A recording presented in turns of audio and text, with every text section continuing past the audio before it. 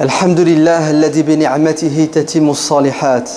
الحمد لله الذي هدانا لهذا وما كنا لنهتدي لولا أن هدانا الله. وأفضل الصلاة وأتم التسليم على سيدنا محمد وعلى آله وصحبه أجمعين. يا أيها الذين آمنوا اتقوا الله حق تقاته ولا تموتن إلا وأنتم مسلمون. ويقول الله عز وجل في سورة النساء, Dieu dit dans la sourate les femmes, وما لكم لا تقاتلون في سبيل الله والمستضعفين من الرجال والنساء والولدان الذين يقولون ربنا أخرجنا من هذه القرية الظالم أهلها واجعل لنا من لدنك وليا واجعل لنا من لدنك نصيرا الذين آمنوا يقاتلون في سبيل الله والذين كفروا يقاتلون في سبيل الطاغوت فقاتلوا أولياء الشيطان إن كيد الشيطان كان ضعيفا صدق الله العظيم. Plus clair que ce verset du Coran, vous ne trouverez pas. Dieu exalté soit-il nous invite, nous tous, musulmans croyants, à nous investir dans son chemin. Et vous savez tous que s'il y a un chemin qui mène à Dieu, ce chemin est composé de plusieurs voies. L'imam Malik, radiyallahu anhu, Malik ibn Anas, a reçu un courrier d'un de ses pères, quelqu'un de lettré, de savant et d'engagé qui s'appelle Al-Umari, descendant de Omar ibn al-Khattab, qui était connu parce qu'il s'était spécialisé dans une adoration qui s'appelle Al-Amru bil Ma'rufi wa Nahyu anil Munkar, ordonner le bien et condamner le mal. Et cet homme, Al-Umari, passait tout son temps à sermonner les dirigeants politiques et à protéger les frontières de l'empire musulman de l'époque contre l'ennemi extérieur. Il combattait l'ennemi intérieur, les despotes injustes, l'ennemi extérieur, les Byzantins qui passaient leur temps à attaquer le monde musulman. Et un jour, Al-Umari va envoyer une lettre à son frère en islam, le grand imam Malik ibn Anas, dans laquelle il lui reproche de ne pas être engagé comme lui il l'était, c'est-à-dire au front extérieur et intérieur. Et il dit à l'imam Malik, pourquoi est-ce que tu es à la mosquée et tu dispenses le savoir alors qu'il y a affaire à l'extérieur, dans les cours des dirigeants pour les conseiller et au champ de bataille? L'imam Malik radiyallahu anhu va lui répondre en lui disant, sache que Allah nous a créés différents, nous êtres humains, et que s'il y a un chemin qui mène à Dieu, ce chemin est composé de plusieurs voies. وَالَّذِينَ جَاهَدُوا فِينَا لَنَهْدِيَنَّهُمْ سُبُلَنَا. Vous avez vu les voies qui mènent à Dieu. Il y a une autoroute et à l'intérieur de cette autoroute, vous avez des voies. Ainsi, sache que ce que tu fais, toi, Al-Umari, n'est pas meilleur que ce que je fais moi, l'imam Malik, et ce que je fais moi, l'imam Malik, n'est pas meilleur que ce que toi, tu fais. Toi, tu t'es spécialisé dans un domaine qui s'appelle Al-Amr bil Ma'ruf, ordonner le bien et condamner le mal, et le combat armé. Moi, je me suis spécialisé dans un autre domaine qui s'appelle dispenser le savoir, éclairer les gens, transmettre la science. Et Dieu m'agrée comme il t'agrée. Dieu est satisfait de moi comme il est satisfait de toi. En fait, nous sommes complémentaires. Chacun sa place. On ne peut pas être au four et au moulin.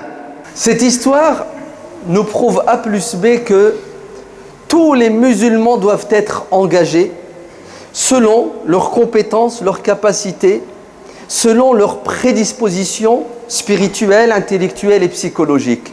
Il ne doit pas y avoir de musulmans spectateurs, consommateurs. Un musulman, par définition, c'est quelqu'un qui se réveille le matin et après sa prière, il demande à Dieu de l'éclairer dans le chemin de l'effort et du sacrifice. Car celui qui ne fait pas de sacrifice sera sacrifié sur l'autel de la dunya. Car la dunya n'a pas de pitié, vous entendez? C'est un océan sans fond. La dunya nous prend tout notre temps. Le temps passe vite, la vie est courte. Et si on ne fait pas des efforts pour plaire à Dieu, sachez que nous le regretterons le jour de la résurrection. Car que souhaite le mourant? Du répit pour faire sur terre un bien aussi minime soit-il. Rabbi rji'ouni la'alli a'malu salihan. Seigneur, donnez-moi du répit afin que je fasse une bonne action. Nous avons la possibilité de faire des bonnes actions aujourd'hui. Dieu nous a donné la chance, on s'est réveillé ce matin, nous respirons, nous sommes en bonne santé. Pourquoi est-ce que le musulman est spectateur alors que la communauté, écoutez bien, crie au secours? Nous avons presque aujourd'hui le monopole de la souffrance. Regardez, les conflits, ils ont lieu dans les pays musulmans en majorité. La misère, la pauvreté, dans les pays musulmans en majorité. La communauté n'a jamais autant souffert de son histoire.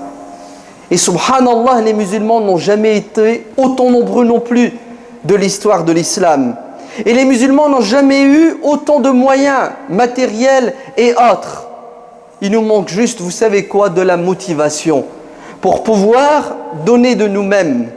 Et regardez ce que Dieu nous dit dans ce verset. وَمَا لَكُمْ Qu'avez-vous? Taqri' wa tawbir. C'est-à-dire Dieu nous fait des remontrances. Pourquoi est-ce que malgré tout ce que je vous ai donné, vous êtes spectateurs? وَمَا لَكُمْ Qu'avez-vous à ne pas vous engager, à ne pas faire des efforts, alors qu'il y a des hommes, des femmes et des enfants qui vous appellent au secours, qui souffrent, qui sont dans la misère, et ils disent: Seigneur, suscite parmi nous, envoie-nous des gens qui vont nous aider, des gens qui vont nous secourir. Qui sont ces gens qui doivent aider les opprimés, les déshérités? Ce sont nous, les musulmans avertis, les musulmans qui venons faire la prière d'Al-Jumu'ah. Et à quoi sert la prière d'Al-Jumu'ah? C'est un rappel. Ce que je vais vous dire n'est pas nouveau, vous le savez, puisque vous lisez le Coran, vous comprenez le Coran.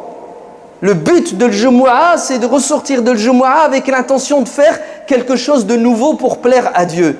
Et vous savez quelle est la meilleure des choses que nous devons faire pour plaire à Dieu? Lisez le Coran, vous allez voir. Dieu ne cesse de nous parler de l'yatim, l'orphelin. فَأَمَّا الْيَتِيمَ فَلَا تَقْهَرْ إِنَّهُ كَانَ لَا يَحُضُّ عَلَى طَعَامِ الْمِسْكِينِ. Voilà, notre religion a une dimension spirituelle et humanitaire. Et il n'y a pas de spiritualité s'il n'y a pas d'humanitaire. On ne peut pas prétendre être de véritables croyants sincères si nous avons les moyens d'alléger les souffrances des gens et on ne le fait pas. Dieu ne peut pas entendre nos invocations. Dieu ne peut pas accepter nos prières. Vous savez pourquoi? Parce que le but de la prière, c'est de nous booster spirituellement pour pouvoir donner à manger à celui qui a faim, à celui qui a soif. Donner à boire à celui qui a soif, donner à manger à celui qui a faim. C'est ça l'objectif de la prière. Dieu n'a que faire de nos prières. Dieu n'a pas besoin de notre salat, ni de notre siyam, ni de notre pèlerinage. La preuve, qu'est-ce qu'il nous dit? Si vous devez faire un choix entre nourrir quelqu'un ou faire le pèlerinage, qu'est-ce qui est prioritaire?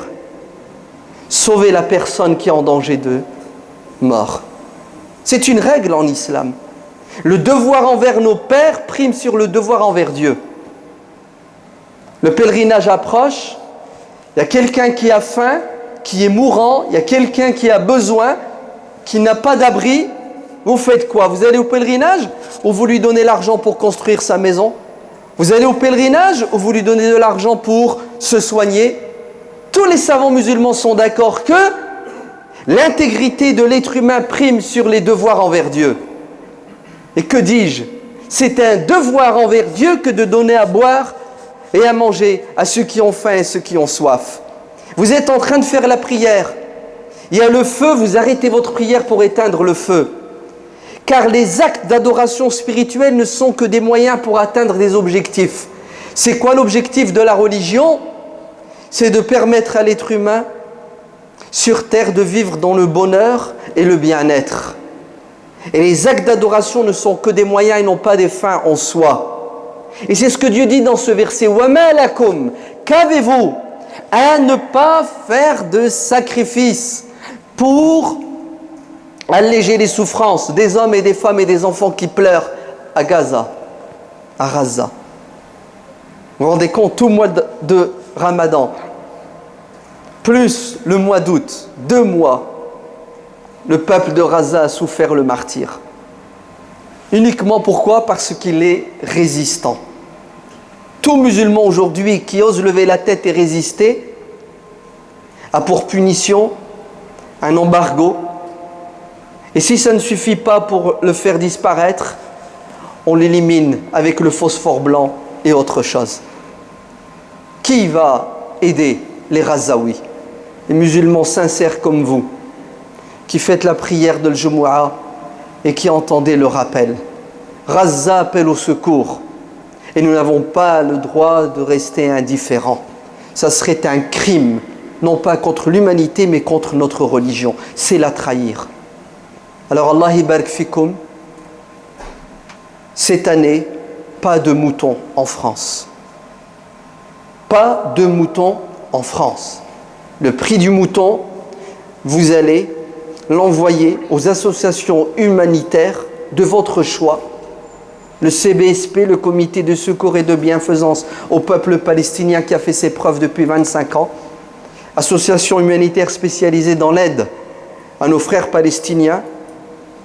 Et au cas où vous ne le sauriez pas, et vous le savez sans doute, s'il y a bien dans cette communauté une catégorie de musulmans, entre guillemets, privilégiés, on peut même les appeler les musulmans élus, ce sont nos frères qui habitent à Jérusalem et autour de Jérusalem, comme le précise le hadith qui est mutawatir. Vous entendez? Comme le Coran, qui nous a été transmis de manière sûre et certaine, comme le Coran nous a été transmis de manière sûre et certaine. Notre prophète Mohammed sallallahu alayhi wa sallam dit dans ce hadith, il ne cessera d'y avoir dans cette communauté, dans les 1,5 milliard de musulmans qui existent aujourd'hui, il y a une communauté, une minorité de musulmans qui ont été mis en exergue, en évidence par notre prophète dans ce hadith. Il ne cessera d'y avoir dans cette communauté un groupe de musulmans, dans la vérité, qui combattra jusqu'à la fin des temps, jusqu'au retour de Jésus. Et ils seront l'armée de Isa alayhi salam, qui combattront pour l'islam, pour la religion musulmane, pour la justice, pour la vérité. Où sont-ils? On dit les compagnons au prophète alayhi salam. Est-ce que tu peux nous les localiser géographiquement? Le prophète a dit, ils seront à Jérusalem et aux alentours de Jérusalem, Aknaf ou Bayt al-Maqdis, la terre sainte. C'est comme ça qu'elle s'appelle dans le Coran. La terre sainte, al-ardul mubaraka, la terre muqaddasa. S'il y a bien une terre sainte chez nous musulmans, c'est Jérusalem et ses alentours. Et nous n'avons pas le droit d'abandonner nos frères en Palestine qui souffrent le martyre depuis presque aujourd'hui 1 siècle. Et tous les problèmes qu'il y a dans le monde musulman sont dus à la question palestinienne. Vous entendez? C'est un complot contre l'islam à travers la Palestine. Vous n'avez pas vu ce mutisme? Astaghfirullah, ce n'est pas du mutisme. Est-ce que vous avez remarqué comment il y a eu un ijma', un consensus de la part des dirigeants de ce monde, musulmans ou non musulmans? Astaghfirullah. Vive Erdogan. Vive la Turquie. Vive le président, le premier président musulman élu démocratiquement en Turquie, qui, en public et ouvertement, a soutenu Gaza, n'en déplaise au monde entier. Astaghfirullah. Vive le président musulman tunisien, Marzouki, qui, en public, n'en déplaise au monde entier, a soutenu Gaza. Et sans doute d'autres qui soutiennent Gaza, mais en silence, parce qu'ils ont peur de la guillotine de ceux qui dirigent ce monde. Alors sachez que nous n'avons pas le droit d'abandonner le peuple palestinien, car le prophète sallallahu alayhi wa sallam dit dans le hadith toujours La yadurruhum man khadalahum. Il y aura dans cette communauté des musulmans qui vont les abandonner, qui vont les trahir. Alors sachez que ça ne les dissuadera pas de continuer leur combat. C'est pas parce qu'on les trahira qu'ils démissionneront. Le prophète a dit, ces gens-là ne connaissent pas la démission. Ces gens-là ne connaissent qu'une chose. Vous savez quoi? La victoire ou le martyr. La victoire ou le martyr. Alors soyons avec eux de manière politique, de manière humanitaire, de manière spirituelle, en faisant des du'as, en les soutenant politiquement et en les soutenant humanitairement, financièrement. Ainsi, notre mouton de l'Aïd, Inch'Allah, aujourd'hui, sera un cadeau pour nos frères de Gaza. Et c'est ça que Dieu nous demande. Il faut avoir le sens des priorités. Si égorger son mouton chez soi, c'est une sunna, donner à manger à celui qui a faim, c'est un fard d'une obligation. Et nous faisons d'une pierre deux coups. Nous sacrifions le mouton et nous l'offrons à nos frères en Palestine, et le mouton sera sacrifié à Gaza, Inch'Allah. Vous donnez aux associations humanitaires, le CBSP, le Secours Islamique et d'autres pour que nous allégions la souffrance de nos frères et sœurs là-bas, mais aussi pour que nous fassions partie de ces gens dont Dieu parle dans le Coran. Et ceux qui font un effort pour la religion, Dieu les guide dans ses voies, dans ses chemins. Et pour que nous disions que nous avons répondu à l'appel, qu'avez-vous à ne pas combattre pour la justice, à ne pas faire des efforts pour aider les opprimés, les déshérités? Ne savez-vous pas que les injustes combattent pour le diable? Pourquoi est-ce que vous ne faites pas des efforts pour plaire à Dieu? Ceux qui font des efforts pour plaire à Dieu seront agréés par Dieu. Ceux qui font des efforts pour plaire au tarot, au diable, seront maudits sur terre et dans l'au-delà. Maudits soient tous ceux qui ont massacré nos frères en Palestine et qui continuent à les massacrer. Maudits soient tous ceux qui massacrent nos frères en Birmanie, en Irak ou en Syrie, partout sur terre. On ne se taira pas. Nous sommes avec les peuples qui souffrent, musulmans ou non musulmans. Nous sommes avec eux spirituellement avec nos du'as. Nous sommes avec eux politiquement en condamnant le mal et l'injustice. Et nous sommes avec eux, Inch'Allah, financièrement, humanitairement, en faisant des dons. فَأَمَّا الْيَتِيمَ فَلَا تَقْهَرْ. Il y a des centaines et des milliers d'orphelins en plus à Gaza. Parrainer un orphelin. Le prophète sallallahu alayhi wa sallam a dit, celui qui parraine un orphelin sera à mes côtés au paradis, sera proche de moi au paradis, comme l'index est proche du majeur. Vous voulez une place auprès du prophète au paradis? Vous parrainez un orphelin. Et quel orphelin? Un Ghazaoui, un fils de martyr en Palestine. Allahumma ansur ikhwanana al-mujahidin fi kulli makan. Allahumma a'izz al-islam bina wa a'izna bil-islam. Allahumma waffiqna lima tuhibbu wa tardah. اللهم اجعلنا من عبادك الصالحين. اللهم ارزقنا الإخلاص في القول والعمل. اللهم افتح علينا فتوح العارفين. اللهم ثبت قلوبنا على الدين. اللهم احفظ أولادنا من شياطين الإنس والجن. اللهم ارحم والدينا كما ربونا صغارا. اللهم اجعلنا من الذين يعملون بما يقولون ويخلصون عندما يعملون. آمين والحمد لله رب العالمين.